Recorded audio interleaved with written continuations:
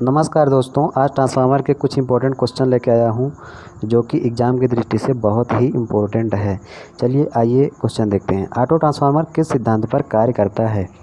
Auto transformer किस सिद्धांत पर कार्य करता है ये पूछ रहा है। सेल्फ इंडक्शन, म्यूचुअल इंडक्शन, ए व बी दोनों, यह सभी। देखिए, जो ऑटो ट्रांसफार्मर होता है उसमें केवल एक ही वाइंडिंग होती है, इस तरह से, ठीक है। अब इसी को प्राइमरी वाइंडिंग कह सकते हैं और इसी को सेकेंडरी वाइंडिंग। इधर से हम आउटपुट लेंगे वो सेकेंडरी हो जाएगी और इधर से हम इनपुट देंगे उधर से प्राइमरी हो जाएगी। अब अगर मान लीजिए हम इधर से सप्लाई दिए, ठीक, वोल्टेज दिए, सब प्राइमरी वोल्टेज दिए, इसमें मैग्नेटिक फील्ड बनेगा और इसी के द्वारा सेकेंडरी में भी बनेगा। मतलब यहाँ पे क्या हो रहा है, सेल्फ इंडक्टेंस हो रहा है। अगर यहाँ पे बगल में एक कॉइल और रखी होती और इसमें मैग्नेटिक फील्ड जनरेट होता बिना इलेक्ट्रिकली कनेक्शन के, तो क्या हो जाता, म्यूचुअल इंडक्शन हो जाता। तो इसका करेक्ट आंसर क्या हो जाएगा दोस्तों, सेल्फ इंडक्शन, ठीक है ना, ये ऑप्शन सही है। अगला क्वेश्चन है, वोल्टेज स्टेबलाइजर बूस्टर किस सिद्धांत पर कार्य करते हैं? सेल्फ इंडक्शन, म्यूचुअल इंडक्शन, इनमें से कोई नहीं, यह सभी। तो देखिए दोस्तों, जो ऑटो ट्रांसफार्मर होता है वो वोल्टेज स्टेबलाइजर में उपयोग होता है, बूस्टर में भी उपयोग होता है। और अगर इसकी बात की जाए तो जब ऑटो ट्रांसफार्मर ही यूज हो रहा है तो सेल्फ इंडक्शन पे ही कार्य करेगा, कोई उसमें दो राय नहीं है, है ना। चलिए अगला क्वेश्चन देखते हैं। किस प्रकार के ट्रांसफार्मर में चुंबकीय परिपथ के लिए दो मार्ग उपस्थित होते हैं? देखिए, जो सेल टाइप ट्रांसफार्मर होता है, ऑप्शन देख लेते हैं। सेल प्रकार के ट्रांसफार्मर, बैरी प्रकार के ट्रांसफार्मर, कोर प्रकार के ट्रांसफार्मर और यह सभी। देखिए, सेल प्रकार का ट्रांसफार्मर कुछ ऐसे होता है, ये इसमें 3 लिंब होती है, ठीक है। तो फ्लक्स बहने के लिए एक ये मार्ग हुआ और एक ये मार्ग हुआ। बैरी प्रकार का जो होता है उसमें कई अनेक रास्ते होते हैं, ठीक है, उसमें तो बताया नहीं जा सकता यहाँ पर। और कोर प्रकार का जो होता है कुछ ऐसे बना होता है, ठीक है। तो उसमें क्या है, ये एक ही रास्ता है। तो मतलब आंसर क्या हो जाएगा इसका, ये सही आंसर हो जाएगा, सेल प्रकार का ट्रांसफार्मर। चलिए अगला क्वेश्चन देखते हैं। कोर प्रकार के ट्रांसफार्मर में किस प्रकार की क्रोड प्रयोग की जाती है? तो जो अभी हम बताए कि कोर टाइप बनाते हैं, तो कोर टाइप ऑप्शन थोड़ा सा देख लीजिए, यू आई और एल, ए व बी दोनों, इनमें से कोई नहीं। देखिए, जो कोर टाइप ट्रांसफार्मर होगा हमारा, वो अगर हम एक यू लेते हैं और एक आई लेते हैं तब भी बन जाएगा, एक एल लेते हैं और एक यहाँ पे दूसरा एल कोर लगा देते हैं तब भी बन जाएगा। मतलब क्या है, ये दोनों से बन रहा है। और तो इसका आंसर क्या हो जाएगा, ए व बी दोनों सही हो जाएगा, है ना। चलिए अगला क्वेश्चन देखते हैं। करंट ट्रांसफार्मर एक ट्रांसफार्मर होता है, वोल्टेज अपचयक, वोल्टेज उच्चयक, वैरियक, यह सभी। तो जो करंट ट्रांसफार्मर होता है, पहले इसका उपयोग समझ लेते हैं। करंट ट्रांसफार्मर जो होता है, यह हाई करंट को मापने के लिए उपयोग किया जाता है। इसके इनपुट में हाई करंट रहती है और आउटपुट में केवल हमें 0 से 5 एम्पियर ही मिलती है, ठीक है। तो हम उसको एक नॉर्मल अमीटर लगा करके माप लेते हैं। तो इसमें यह पूछ रहा है कि वोल्टेज अपचयक होता है या उच्चयक। देखिए, इसकी जो कॉइल होती है, तो प्राइमरी वाइंडिंग में 1 या 2 टर्न होते हैं, ठीक है, लेकिन सेकेंडरी वाइंडिंग में बहुत टर्न पाए जाते हैं, ठीक है। तो क्या होगा यहाँ पे, जब सेकेंडरी वाइंडिंग में अधिक टर्न है तो क्या हो जाएगा, वोल्टेज उच्चयक ट्रांसफार्मर हो जाएगा, ठीक है ना दोस्तों। चलिए अगला क्वेश्चन देखते हैं। इसका आंसर, करेक्ट आंसर क्या हो जाएगा, बी हो जाएगा, वोल्टेज उच्चयक ट्रांसफार्मर। चलिए अगला क्वेश्चन देखते हैं।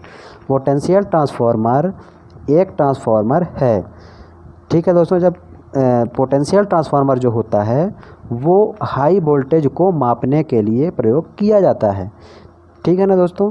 तो इसकी जो कॉइल संरचना होती है वो प्राइमरी में तो हाई होती है, ठीक है ना, प्राइमरी में तो हाई होती है, लेकिन सेकेंडरी में 1 या 2 टर्न ही होते हैं। यह सेकेंडरी में 0 से 10 वोल्ट के बीच में आउटपुट देता है। तो हम वोल्ट मीटर को लगा करके आसानी से इसकी माप ले सकते हैं, ठीक है ना दोस्तों।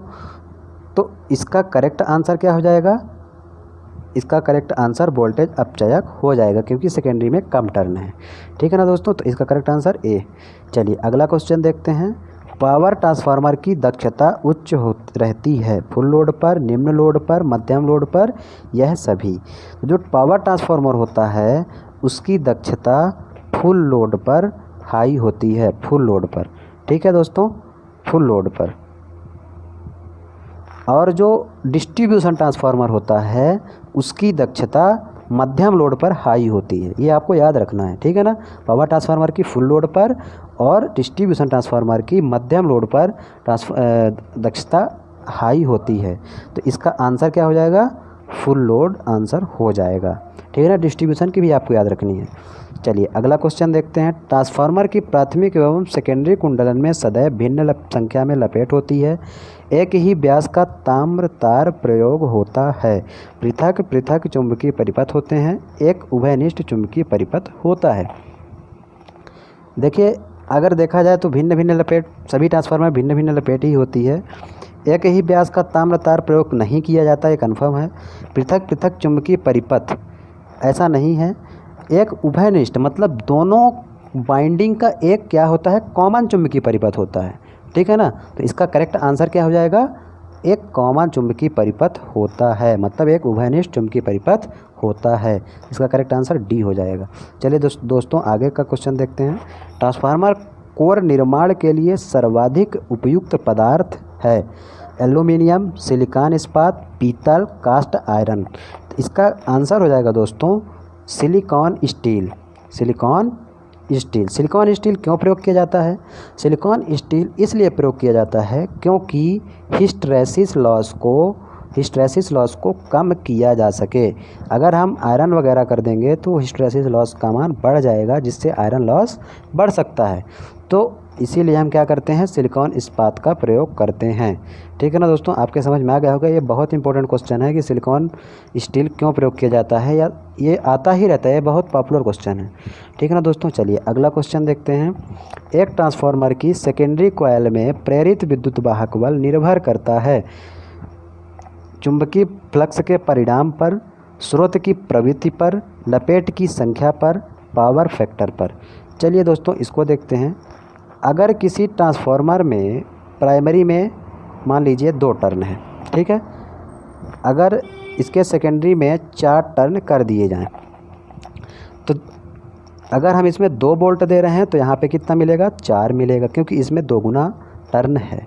ठीक है, तो क्या होता है, ये लपेट की संख्या पर निर्भर करता है। और इसका क्वेश्चन भी, इसका एक गुणांक भी तो है कि N2/N1 और बराबर E2/E1। ठीक है, थोड़ा यहाँ पे कुछ जगह नहीं है, 1 मिनट यहाँ पे थोड़ा सा बता देता हूँ। N2/N1 बराबर E2/N1। यहाँ से अगर लपेट की संख्या बढ़ाई जाती है तो आपके EMF भी बढ़ेगा। तो मतलब क्या है, विद्युत वाहक बल किस पर निर्भर कर रहा है, लपेट की संख्या पर निर्भर कर रहा है। ठीक है ना दोस्तों, तो इसका करेक्ट आंसर क्या हो जाएगा, सी। चलिए अगला क्वेश्चन देखते हैं। यदि किसी ट्रांसफार्मर की सेकेंडरी लपेट को 2 गुना कर दिया जाता है और साथ ही प्राथमिक वोल्टता आधा कर दिया जाए तो सेकेंडरी वोल्टता क्या होगी, चौगुनी हो जाएगी, आधी रह जाएगी, पूर्ववत रहेगी, 2 गुनी हो जाएगी। मतलब ये बोल रहा है कि अगर सेकेंडरी लपेट, अगर 100 सेकेंडरी लपेट 100 है, सेकेंडरी लपेट कितनी है 100, और इसको कितना कर दिया गया, 200 कर दिया गया। लेकिन अगर प्राथमिक वोल्टता 50 वोल्ट थी तो उसको 25 वोल्ट कर दिया गया। ठीक है, तो क्या होगा, कुछ भी नहीं होगा, क्योंकि अगर 50 थी तब ये 100 टर्न में उधर मान लीजिए जितना भी वोल्टेज मिल रहा होगा उतना मिलता। अब इसको 2 गुना किया गया तो इधर वोल्टेज भी तो आधा कर दिया गया, तो मतलब क्या होगा, सेम ही वोल्टेज मिलेगा आउटपुट में, सेम ही वोल्टेज मिलेगा। ठीक है, तो क्या रहेगी, पूर्ववत रहेगी। ठीक है ना दोस्तों, इसका करेक्ट आंसर सी हो जाएगा। 1 मिनट, आप इसको, इस वाले क्वेश्चन को इससे देख सकते हैं। 1 मिनट, आप इस वाले क्वेश्चन को इससे देख सकते हैं, इस फॉर्मूले से, N2/N1 और E2/E1 से। यहाँ पर आप रख सकते हैं कि फार्मूले में रख करके आप यहाँ से वैल्यू निकाल सकते हैं। ठीक है ना, मैं डायरेक्ट बता दिया हूँ। चलिए आगे देखते हैं। ट्रांसफार्मर का उपयोग के परिणाम को परिवर्तित करने के लिए किया जाता है। शक्ति, वोल्टता, आवृत्ति, पावर फैक्टर। ठीक है, तो देखिए पहले भी बताया जा चुका है बहुत बार कि शक्ति को और फ्रीक्वेंसी को ट्रांसफार्मर कभी चेंज नहीं करता, केवल वोल्टेज और करंट को ही परिवर्तित करता है। तो इसका करेक्ट आंसर क्या हो जाएगा दोस्तों? बी ऑप्शन सही हो जाएगा, वोल्टता। ठीक है, चलिए अगला क्वेश्चन देखते हैं। ट्रांसफार्मर की प्राइमरी और सेकेंडरी वाइंडिंग में रेजिस्टेंस होता है। ये बहुत इंटरेस्टिंग क्वेश्चन है। देखिए ये क्या हो गई? प्राइमरी वाइंडिंग हो गई, ये सेकेंडरी वाइंडिंग हो गई। इन दोनों के बीच का रेजिस्टेंस कितना होगा? अब ये किसी भी इलेक्ट्रिकली कनेक्शन के द्वारा तो जुड़ी नहीं है कि कोई ना कोई रेजिस्टेंस होगा, ये तो बिल्कुल ही जुड़ी ही नहीं है, तो इनके बीच का रेजिस्टेंस क्या हो जाएगा? अनंत हो जाएगा। ठीक है, यहाँ पे कोई इलेक्ट्रिकली कनेक्शन नहीं है, जहाँ पे दो वायर ना मिल रहे हों वहाँ पे क्या होता है? अनंत होता है रेजिस्टेंस। ठीक है, तो इसका करेक्ट आंसर क्या हो जाएगा? अनंत, मतलब डी ऑप्शन करेक्ट हो जाएगा। चलिए अगला क्वेश्चन देखते हैं। ट्रांसफार्मर की कोर होनी चाहिए low permeability, very high permeability और लो रिलक्टेंस, और बी एंड सी। ठीक है, चलिए इसका थोड़ा सा एनालिसिस करते हैं।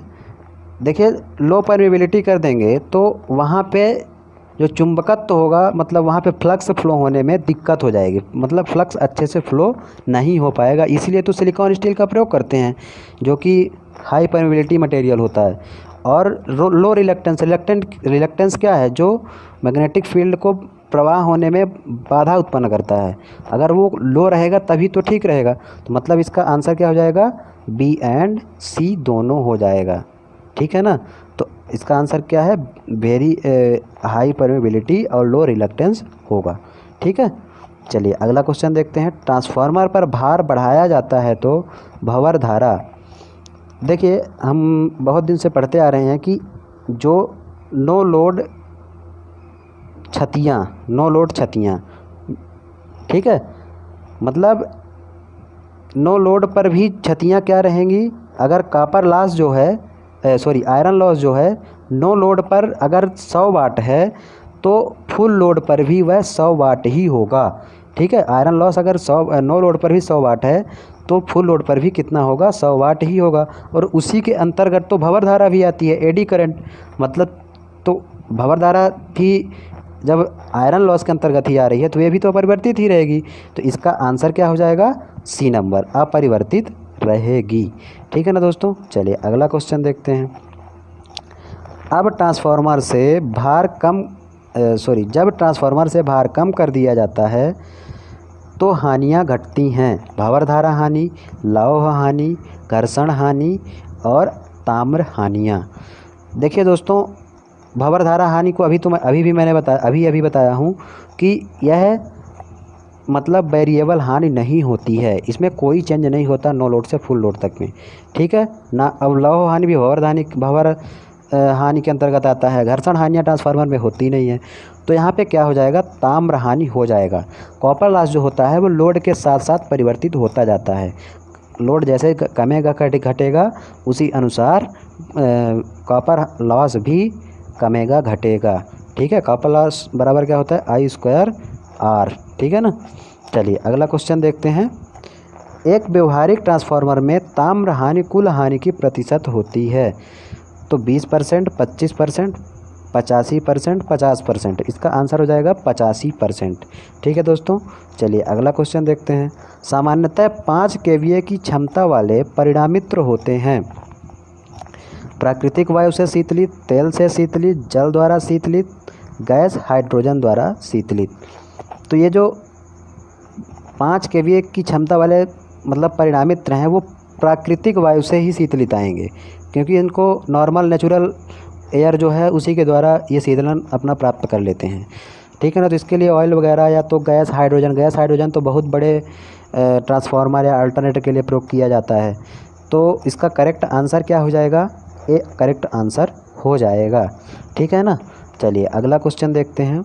जब दो ट्रांसफार्मर समांतर में जोड़े गए हैं तो वह भार को अपनी अनुसार बांटते हैं।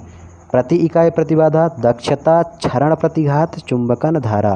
तो इसका आंसर हो जाएगा दोस्तों प्रति इकाई प्रतिबाधा। प्रति इकाई प्रतिबाधा के अनुसार वह अपने भार को बांटते हैं। देखिए समांतर में जोड़ते समय कुछ कंडीशन को ध्यान में रखना पड़ता है। जैसे कि अगर दो ट्रांसफार्मर समांतर में जोड़े जा रहे हैं तो उनके जो फेज अनुक्रम है R/B ये क्या होने चाहिए, बराबर होने चाहिए, मतलब सेम होने चाहिए। पहले अल्टरनेटर 1 और अल्टरनेटर 2 दोनों का R/B बराबर होना चाहिए, एक ही फेज में होने चाहिए, ठीक है, एक ही क्रम में होने चाहिए। और इनकी वोल्टता जो है वो भी सेम होनी चाहिए, दोनों की वोल्टता सेम होनी चाहिए, ठीक है ना। फ्रीक्वेंसी इनकी समान होनी चाहिए। ये इनके क्या हैं, कुछ मतलब ज़रूरी चीज़ें होती हैं जो इनको करना पड़ता है समांतर क्रम में चलाने के लिए। समांतर क्रम चलाने से दक्षता बढ़ जाती है किसी भी ट्रांसफार्मर की, ठीक है।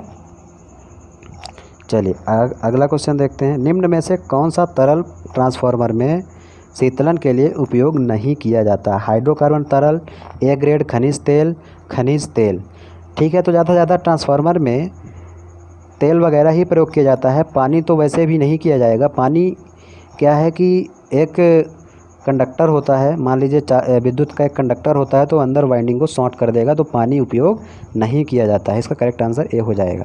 चलिए अगला क्वेश्चन देखते हैं। ट्रांसफार्मर में इंसुलेटिंग तरल के रूप में सबसे उपयुक्त पदार्थ है? पानी, हाइड्रोकार्बन तरल पदार्थ, ए ग्रेड खनिज तेल, सिलिकॉन तेल। तो इसका करेक्ट आंसर हो जाएगा दोस्तों हाइड्रोकार्बन तरल, ठीक है, हाइड्रोकार्बन तरल हो जाएगा, ठीक है। पानी नहीं होगा, ए ग्रेड खनिज तेल नहीं होगा, सिलिकॉन तेल तरल नहीं होगा, ठीक है दोस्तों। चलिए अगला क्वेश्चन देखते हैं। ट्रांसफार्मर का शीतलन आवश्यक है दक्षता बढ़ाने के लिए, लॉस को कम करने के लिए, ऊष्मा को वातावरण में छोड़ने के लिए, उपरोक्त सभी। देखिए जो मतलब ट्रांसफार्मर का शीतलन जो है, शीतल अगर शीतल है मतलब कहना चाहिए ठंडा है, कूल है ट्रांसफार्मर, तो उसकी बाइंडिंग वगैरह एक अच्छे तरीके से वर्क करेगी। उसमें I2R लॉस या और भी लॉस जो पैदा हो रहे हैं वो लॉस उत्पन्न नहीं होगी, हीट उत्पन्न नहीं होगी। तो ऊष्मा भी वातावरण में छोड़ने के लिए, मतलब ऊष्मा भी नहीं ज़्यादा पैदा होगी अगर शीतल है ट्रांसफार्मर तो, ठीक है ना। तो इसका करेक्ट आंसर क्या हो जाएगा, उपरोक्त सभी। तो सभी शीतलन के लिए आवश्यक होते हैं, ठीक है। चलिए तो इसका आंसर हो जाएगा डी, उपरोक्त सभी। चलिए अगला क्वेश्चन देखते हैं। नो लोड पर ट्रांसफार्मर का पावर फैक्टर होता है? यूनिटी 0.7, 0.6, 0.35। तो इसका आंसर हो जाएगा दोस्तों 0.35, ठीक है। इसका आंसर हो जाएगा 0.35। चलिए अगला क्वेश्चन देखते हैं। यदि किसी ट्रांसफार्मर में पूर्ण दक्षता पर कार्य कर रहा है वह और उसका आयरन लॉस 800 वाट है, पूर्ण दक्षता पर आयरन लॉस 800 वाट है, तो हाफ लोड पर कॉपर लॉस बताइए, ठीक है। मतलब ये है थोड़ा सा यहाँ पे क्वेश्चन, ये पूर्ण दक्षता जो लिख गया है थोड़ा सा यहाँ पे होना चाहिए पूर्ण लोड पर कार्य कर रहा है, ठीक है। तो आयरन लॉस उसका क्या होगा 800 वाट, ठीक है। और हाफ लोड पर कॉपर लॉस बताइए, ठीक है।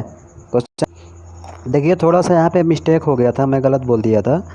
यदि किसी ट्रांसफार्मर में पूर्ण दक्षता पर कार्य कर रहा है, पूर्ण दक्षता तब होती है जब आयरन लॉस और कॉपर लॉस बराबर होते हैं, ठीक है ना।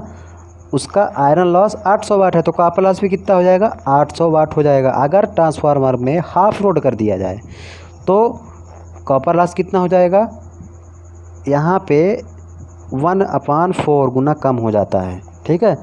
मतलब अगर हाफ डायरेक्ट लोड हाफ हो रहा है तो कॉपर लॉस क्या हो जाएगा 1/4 गुना, ठीक है, ठीक है, 1/4 मतलब 200 का 800 का 1/4 भाग, ठीक है। तो क्या हो जाएगा 4 दूनी 8 और ये 200 हो जाएगा, ठीक है। तो इसका आंसर क्या हो जाएगा 2। थोड़ा सा मैं क्वेश्चन पढ़ने में गलती कर दिया था। तो यहाँ पे पूर्ण दक्षता पर आपको ये याद भी रखना है कि अगर ट्रांसफार्मर पूर्ण दक्षता पे वर्क तभी कर सकता है जब उसके आयरन लॉस और कॉपर लॉस बराबर होते हैं, ठीक है ना। तो यहाँ पे वही कंडीशन है, आयरन लॉस और कॉपर लॉस बराबर होने की वजह से आयरन लॉस 800 वाट है और हाफ लोड पर कॉपर लॉस पूछ रहा है तो 200 वाट हो जाएगा। अगर आयरन लॉस यहाँ पे पूछता है कि हाफ लोड पर आयरन लॉस क्या हो जाएगा, तो आयरन लॉस कभी चेंज नहीं होता, फुल लोड से नो लोड तक कभी भी चेंज नहीं होता किसी भी समय। ठीक है ना, चलिए धन्यवाद।